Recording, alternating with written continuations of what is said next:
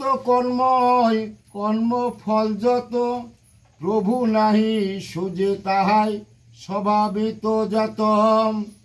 পাপ পূর্ণ কারো কভু বিভু নাহি লন, অজ্ঞানে আবদ্ধতায় ভ্রান্তি জীবগণ।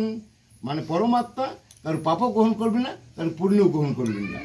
মানে অজ্ঞানের আবদ্ধতায় ভ্রান্তি জীবগণ, মানে অজ্ঞানে তখন এই পাপগুলা কর্মে লিপ্ত হয় মানুষ।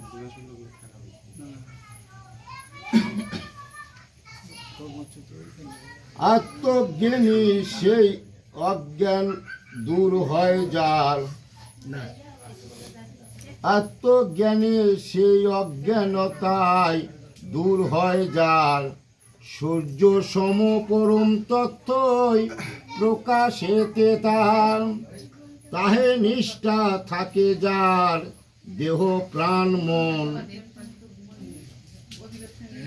মানে এই দেহটাও কম নয় আর প্রাণটাও কম নয়, সবার ভিতরে যে প্রাণ পরমাত্মা এবং মন, এই তিনটা, তাহে নিষ্ঠা থাকে যার দেহ প্রাণ মন।